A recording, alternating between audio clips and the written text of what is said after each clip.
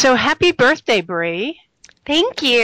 All right, everybody. I have Bree on the phone with me. She just celebrated a big birthday yesterday. hmm How'd you celebrate? Went out with some friends. We went to this place where you can smoke cigars and play pool, and I can't believe how many gifts I got. I was like, I haven't gotten this many gifts since I was like 16. Oh, that's awesome. That's really They were so cool. sweet. Yeah, I had a blast. So you went to a cigar place. What's it like to smoke a cigar? What does that taste like? Oh, it's amazing. It's absolutely incredible. I I'm very picky about my cigars. I have my favorites. So, so yeah, I'm a little spoiled, but it's great. You should try it. It's way better than cigarettes. Well, I've never tried cigarettes, and I can't imagine. See, I have a picture in my head of my dad when I was little. He smoked cigars, and then my mother threatened him, and he had to stop. And I was still quite young. I mean, I think he stopped before I was 10. So my only concept of cigars is negative. It's like being threatened if you smoke one. No, it's not bad because it never touches your lungs because you can't Yes. inhale a cigar. So, yeah, it's just like tasting wine. I mean, that's how I look at it. It's great. Okay, so that's cool. That's maybe someday. I don't know. That's cool, though. I think it's really cool. All right, so release of the new CD. This is long awaited. So excited. I'm so happy. I'm very proud of this CD. All right, so we played Whiskey for quite a while. I think, Thank you. gosh, we kept it in rotation for about a year, and that was such a killer song with a killer video that like everyone in the world saw. I think it always amazed me. I'd go to YouTube and I'd be like, how many zeros are there? That shocked me too. It was like one of those things where you kind of throw something out into the world and then I like hide under my bed. I'm like, I don't want to look. I don't want to look. But Well, that was definitely something to look at. I mean, I that was wild. shocked. So how is this CD different from your music before? Well, this is my very first CD of all Okay. time. So I'm really excited. It's called All American Girl. It's released on iTunes and Google Play and Amazon, and just 11 songs like hard driving rock and roll. I wrote them all. It was a blast. We're having so much fun. I love the cover picture. Thank you. Where did that come from? That is just so retro and awesome. Thanks. Well, I always wear my makeup kind of like the 1950s pinup, and I've always been a huge fan of like Vargas paintings, and so I wanted to kind of do something like that because that really, to me, I think it really kind of portrays my personality. You know, I've always been into that kind of stuff. So my friend Rocky shot that photo for me, and my friend who lives in town, she's like a professional pinup model. She was posing me the whole entire time, and I tell people, I'm like, that pose on the front of the CD, it felt like Chinese torture yoga. Yeah. I'm like, there's no way this looks sexy, and they're like, no, trust me, you look good, you look good. I'm like, no, there's no way, this is miserable. This hurts. Now you know. I learned. It was All right. So we should say that hometown now is Nashville, but you grew up in Oregon, was it? Oregon, yeah. Yeah. Right outside of Eugene in a small, tiny town called Harrisburg. And then you kind of migrated Mm-hmm. to I Nashville. migrated a lot of places. I moved everywhere. More places than I care to remember, actually. I was like a little nomad for a while. And doing that, moving like that, were you playing, were you singing, or was it just moving around? It was just me moving around. I didn't start getting really crazy serious about it until like 4 years ago, because I was just trying to stay alive and, pay bills and work, and it was just insane. My life was crazy. Yes. And we should say that you did have a very trying, to say the least, childhood. Your mom died young. Yes. And you were kind of trapped in a cult.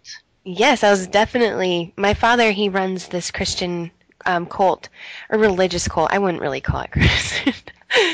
In Oregon, and it was hell. I will admit it was really, really difficult. My mother passed away when I was 6 from swallowing a sewing needle.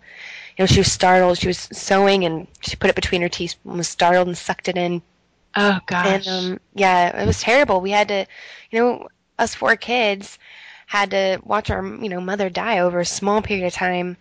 And right, because part of the cult was no medicine, no interaction, no going to the doctor. Yeah, and it was just sad, And it's like that's blind faith, and it really upset me. It really got to me. I'm like, whoa. I said, this is really weird. And even at 6 years old, I'm thinking, if I get sick, Dad's gonna let me die. I mean, which has got to be. Which number are you in the 4? I'm the baby. So you're the youngest. So you left. You kind of left really young. No, I didn't leave. I got kicked out. Yeah, like 9 months after my mom passed away, my dad remarried this very young woman, and they had 2 kids together. And she was awful, The wicked stepmother. Yeah, and it sounds so cliche, but that's so exactly what it was. And I wanted to love her so badly like a mother, but she was physically abusive, she was verbally abusive, she just, I was a redheaded stepchild. Oh my gosh. It was awful, and I was homeschooled by her, so it was just constant, being battered up all the time, and it was awful. But it's made me the writer I am today. And, I got thrown out in the street at 17 for having a boyfriend. Shame obviously. on you. I know, right? I'm such a sinner. But fornication is bad. I wasn't even supposed to have a boyfriend in the first place, so it was a big no-no. And I got kicked out, and my father hasn't spoken to me since. That was in 2006. Wow. Mm-hmm. Crazy stuff. So the cool thing to me is that, you had a very traumatic childhood. There's no other way to put it. And most likely, it was always going to be traumatic because of the what was going on there with the cult and so forth. But you are so positive, and you are so upbeat, and you have such a great sense of yourself. You get yourself out there. I've never seen a star move to Nashville and take over the way you have. You're everywhere, and you're smart, and you're articulate, and this didn't get you down. What's the secret? What did you do? I've always believed in the power of the mind. I've always believed that you could make your own luck, and I just couldn't let that cult win. I couldn't let my father win. I just couldn't do that. I had to do something. I had to make something better for myself. And if I sat around and, let this, get to me, then it would eat at me like a cancer, and I can't let anything take over me like that. And it's very sad. I do get sad about it sometimes, but, that's only human, and I loved my family. I still love them. I just think that they're very ill in their mind, and I pity them, really. But it's just staying positive, and I don't know, I've always been perpetually cheerful. Even when I was a kid, I was just so happy-go-lucky, I'd be like, yeah, my life sucks, but I'm alive, and hey, the sun's out.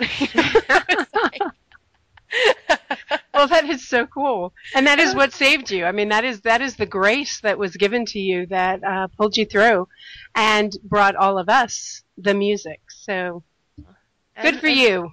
Well, I'm thankful for I look back and I'm thinking, man, from I was so happy when my mom was alive. I was such a happy kid. I was so loved by her, and treated so well. And I think that those young crucial years really kind of stuck with me.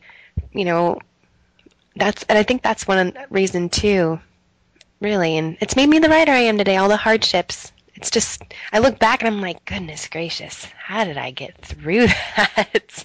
Yeah. I'm happy now. I'm like, That's good. Once I hit 21, my life just completely turned around. It's been good. That's awesome. Thanks. So, and that's a great testimony to your mom, and a mother's love, and a mother's touch. Absolutely. The importance in those early years. Mm-hmm. It's so crucial. I don't think I'd be the same if I wouldn't have had that. The new album is called All American Girl, and you're working on a tour right now. Can you tell me a little bit about that? I know it's still in the works. It's still in the works, and it'll be posted on all my social networking, like Nashville.com/BREE, and then facebook.com/BREE music. And I'm also on Twitter, and I tweet all the time, and I take awesome selfies and vines. That handle is at BreeFlyingV.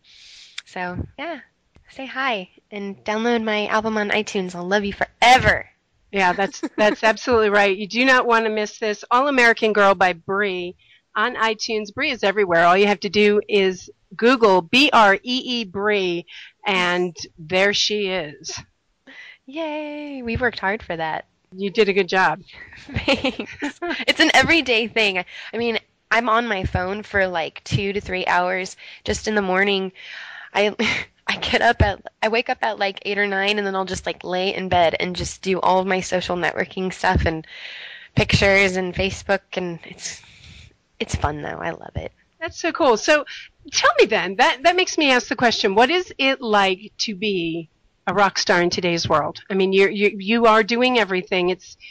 You don't just get to sit around the pool and be the rock star and complain about what color M&Ms you have. You do have to handle your social media, and you're probably doing a lot of hands-on with the tour. What is it like? What is your world like? Oh my goodness. It's crazy. I'm always busy. I'm always have somewhere to go, somewhere to be, something to do. It's an everyday thing. We rehearse about 5 nights a week, and we're very, we're very tight-knit band. But, I go out constantly. I'm constantly networking, passing out tickets to my show. It's exhausting, but it's the most fun thing I've ever done in my life. I mean, this is totally my personality, and it feels great to just be able to carry out my passion and share it with everyone. That's amazing.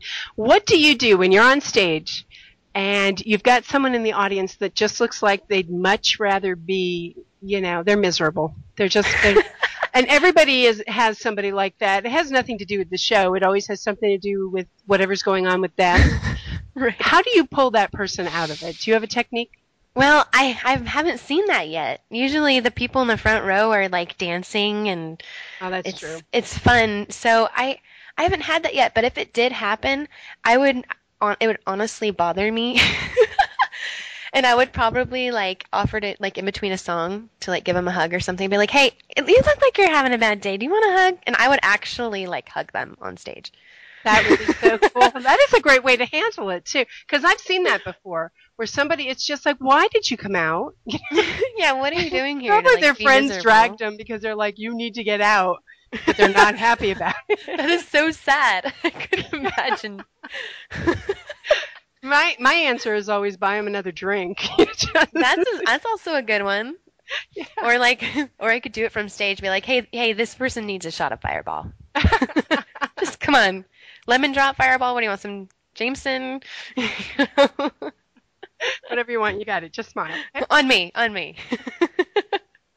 Well, BREE, it's been awesome. Thank you so much. Again, one more time, share your website.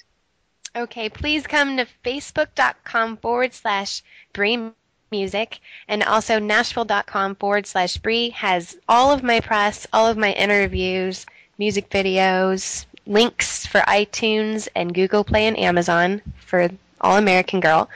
So please say hi, tweet me at BREEFlyingV, and my same handle for my Instagram is also BREEFlyingV. So set up the song we're about to hear. Which song are we going to hear? I want you guys to hear I'm the Boss. I'm the Boss? Mm-hmm. That sounds really cool. Where'd that come from? It was, I was kind of like, you're going to have to hear it, but it's funny. It's me putting my foot down, kind of like a Declaration of Independence kind of thing. Oh, that's awesome. I like that already. I have a couple of them. I'll be honest, it's about like a three-way, kind of saying like, look, if you want to get to him, you're going to have to go through me. And I call the shots. That is too cool. That is too cool. All right, well, we look forward to hearing this right now. I'm the Boss by BREE. Thanks, BREE. Thank you.